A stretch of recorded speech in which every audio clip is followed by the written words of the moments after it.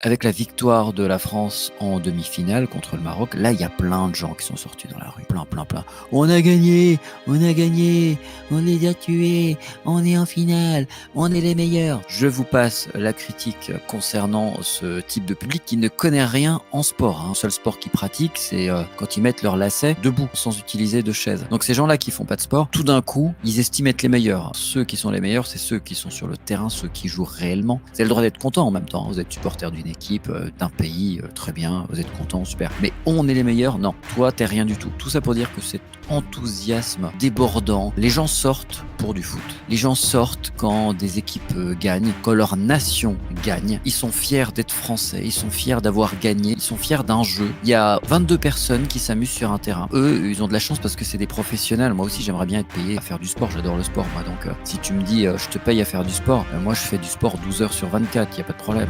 Donc tu as des gens qui s'amusent de leur passion, ils réussissent à vivre de ça. Alors certes, vu que c'est professionnel, tout est un peu exacerbé, il y a des tensions, il faut absolument gagner, moralement c'est dur, etc. Mais bon, bref, ça reste un jeu, c'est du sport. Ces gens-là affrontent des équipes, ils gagnent, ils perdent. Et toi, derrière, en fait, tu es tout content qu'ils gagnent. Mais qu'est-ce qu'on en a à foutre, en fait? Qu'ils gagnent au hand, qu'ils gagnent au foot, qu'ils gagnent au tennis, ça change quoi à ta vie? Est-ce que l'inflation a changé? Il y a plein de boulangers qui vont mettre la clé sous la porte. Certains ont déjà abandonné, fermé les boutiques parce que l'inflation est telle qu'ils ne peuvent pas, notamment avec les prix de l'énergie, ne peuvent pas payer les factures. Quand ça coûte 10 fois plus, quand ça coûte 100 fois plus, tu n'es pas Amazon, donc tu ne peux pas rester ouvert. Tu es obligé de dire au revoir à ta passion et à ton gagne-pain, si t'es boulanger, et d'essayer de trouver une autre solution, une autre possibilité, ce qui n'est pas toujours aisé. Tout ça pour dire qu'il y a plein de problèmes. Une démocratie défaillante, avec ses 49.3 à outrance. Il y a une corruption présente, notamment avec McKinsey. Et nous, en fait, peuple français, mais c'est à peu près comme tous les peuples du monde, on sort dans la rue juste quand on est content qu'une équipe de football